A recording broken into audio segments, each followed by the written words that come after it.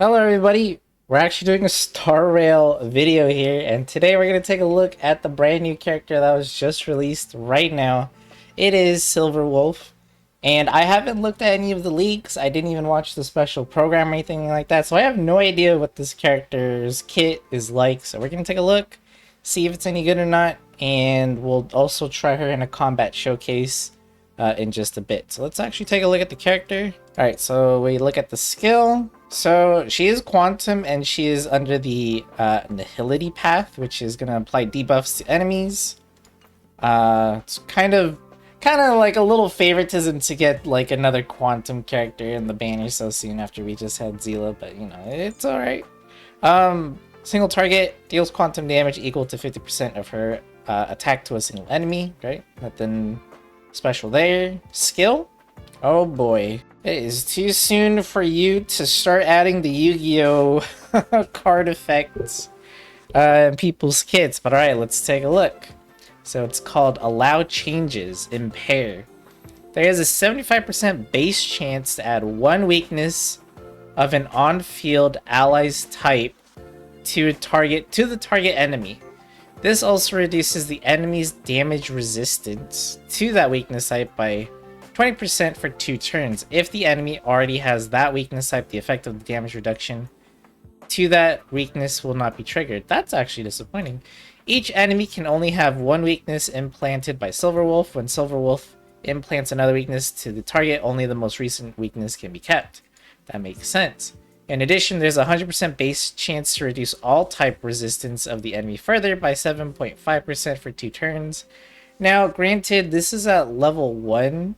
Usually when, I think if we look at her stats in the actual trial, we'll see them a bit higher. So we can, all these numbers that are like in orange will be scaled higher when you invest in her trace levels a bit more. So it also deals quantum damage equal to 98% of Silver Wolf's attack to this enemy. So it looks like you actually want to bring a team that doesn't have, like, a team whose elements are composed of something that the enemy isn't weak to. So if you brought obviously Silver Wolf, then she could apply quantum weakness, and then your Zila, if you brought her along, could also do damage because it's gonna provide a 20% damage resistance reduction. That is not scalable, as we can see. It's in white text, not orange. So interesting to note there that doesn't scale up. And yeah, but if they already have the weakness, they won't get the 20% damage res reduction. So you actually want to bring characters that don't match the weakness type. It's kind of interesting. So next up, we have the talent. Silver Wolf can create 3 types of bugs. One is going to reduce the attack of an enemy by 5%. One will reduce defense by 4%. And one will reduce speed by 3%. Okay, every time Silver Wolf attacks, she has a 60% base chance to implant a random bug that lasts for 3 turns in the enemy target. Okay, that's pretty interesting. And again, this also scales up, so this might seem low. She has a technique. Force Quit Program. Immediately attacks the enemy after entering battle. You deal quantum damage equal to 80% of Wolf's attack to all enemies, and ignore the weakness types and reduce toughness from all enemies. Enemies with their weakness broken in this way will trigger the quantum weakness break effect. And then we have the ultimate, which has an 85% base chance to decrease the target enemy's defense by 36% for 3 turns, and at the same time you deal damage equal to 228% of Silver Wolf's attack to the target enemy. Now this is only a level 1, so this could have obviously it's going to have a much higher base chance. I could see that being very close to 100% if it's not going to reach there already. And then the damage is actually pretty hard, pretty good single target damage there for sure. And then we have I'm pretty sure this is going to be like a 40-something% defense reduction at higher levels. That's actually pretty insane. That's going to be good no matter what team you're bringing her on. So let's take a look at her traces and see if she gets any other interesting effects. Generate, which the bug's duration is going to extend for 1 additional turn, and every time an enemy is inflicted with the weakness break, Silver Wolf has a 65% base chance of implanting a random bug in the enemy. It's actually really nice. Let's see. Inject. The duration of the weakness implanted by Silverwolf's skill is increased by 1 turn. That one's alright. Side note, if there are 3 or more debuffs attacking the enemy, affecting the enemy, when the skill is used, then the skill decreases the enemy's all-type res by an additional 3%. Alright, this is more whale territory, but for the Eidolons, let's take a look at what she's got going on here. So we have E1, Social Engineering. After using her ultimate to attack enemies, Silver Wolf will regenerate 7 energy for every debuff on the enemy that the target enemy currently has. This effect can be triggered up to 5 times in the use of her ultimate. So she can get 35 energy, assuming you have the maximum amount of debuffs. Wait, did I read that right? So if you have 5 debuffs, then you regenerate 35 energy. That's crazy. I don't know how easy it is to get 5 debuffs on an enemy, but the fact that you can regenerate that much energy for free, that's kind of big. E2, Zombie Network. When an enemy enters battle, reduce their effect res by 20%. Interesting. That's just a straight up debuff. So wait, does this debuff count for social engineering? Because if so, that's pretty huge. That's actually a nice synergy with itself. Then we have E3 and E5 are pretty similar in that they just increase your skill. This one's going to increase your skill and talents by 2, and then this one's going to increase your ultimate and basic attack by 2 and 1 level respectively. So we'll just skip those. So E4 is called Bounce Attack. After using her ultimate to attack enemies, deal additional quantum damage to 20% of Silverwolf's attack for every debuff currently on the enemy target. This effect can also be triggered for a maximum of 5 times during each use of her ultimate. Okay, so E4 not only turns her into a huge debuffer, but now she's turned into a huge damage nuke dealer here. That is insane. That is insane single target. Alright, and then her last one, E6, Overlay Network. For every debuff the target enemy has, the damage dealt by Silverwolf increases up by 20%, up to 100%. 100% more damage on Silverwolf. On paper, that is crazy. And it looks like it's going to be much easier to get that with the help of your E2. That's already... you have 1 free debuff already. And then you have the 3 bugs, right? And then you can have her skill, and there's your 5.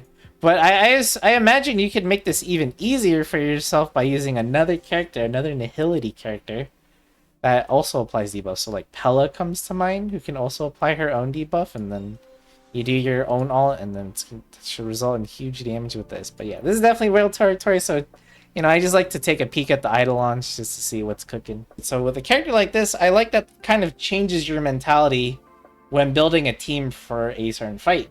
So before I look at her 5-star light cone, I just want to also point out that if you are a free-to-play player that is deciding to pull for Silverwolf, thanks to Ray for this information, by the way, you do get a free 4-star light cone for Silverwolf in the current event that is happening right now. This light cone right here is actually going to be pretty good for her. In fact, I believe people are saying that the 5-star light cone that you pull for is actually only good if you have E2 Silverwolf. So, you know, for most free-to-play players, low spenders, this should be good enough for you. But let's take a look at what this does real fast. It just increases the wearer's effect hit rate by 20%, meaning more chance to land those debuffs, which is great. And I'm assuming we can also get this at super in position 5, so we can actually get this even higher. And then when the wearer attacks defense-reduced enemies, they regenerate for energy. So this is actually really nice. Yeah, you'll be getting your burst back much faster thanks to all this free energy you're getting from this light cone. Seems like a pretty nice free-to-play option for Silverwolf. So that being said, let's take an actual look at her 5-star light cone, which is called the Incessant Rain. Mirage of Reality is the ability here. It increases the effect hit rate by 24%.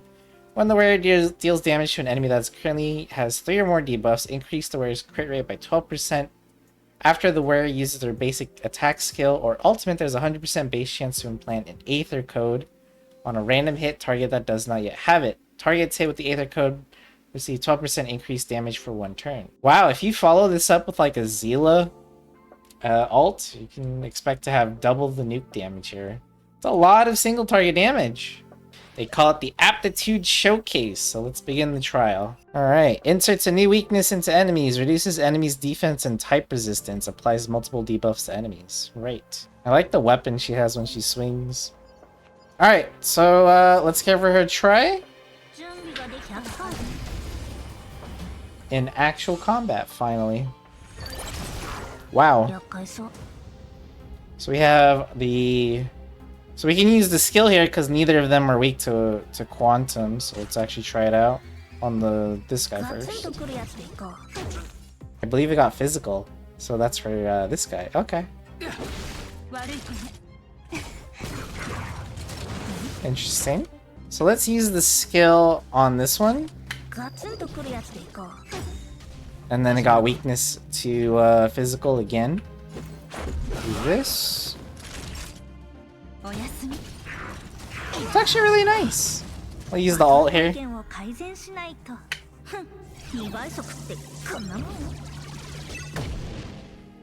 Nice. Alright, and then we'll just do the regular attack. Gonna try to break the shield. I'll impair it again. Oh, that break! Wow. So we'll do main character burst here. Wow. 26k.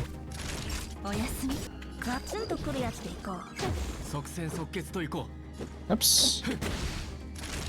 That's gonna be a wrap, isn't it? And then do we get one more? Oh, I wanted one more! I really wish they would let you fight a boss or something with her, because she seems like she's going to be really good for bosses. So after looking at her kit, and after looking at her... After seeing how she performs in combat, I feel like she's actually a really good character. I thought I wasn't going to like her debuff playstyle, but it seems to be alright. But just being able to add a weakness based off what your team has to an enemy is actually a really nice mechanic, and it makes fighting so many different enemies, whether it's, you know, in the simulated universe, the bosses that we're farming, just adding a free weakness and then being able to break their shields even faster makes her such a great and unique character.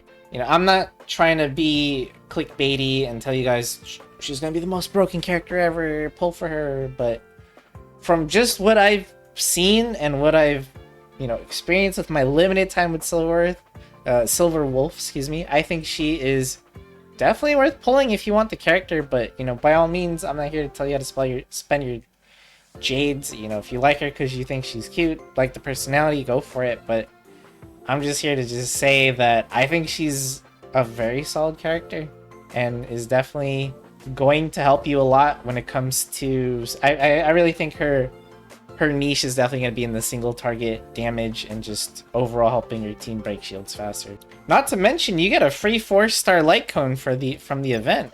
Even if you don't pull Silver Wolf, excuse me, you could just use this weapon on another Nihility character. I believe you could just put this on Pella if you want a better weapon option for her there. And with that being said, that is going to be a wrap on this video. What do you guys think about Silver Wolf? Do you guys think she's going to be a really solid character? Are you going to pull for her? Let me know in the comments below. Don't forget to leave a like and subscribe if you like this kind of content. I'll try to make more in the future. And with that being said, thank you so much for watching.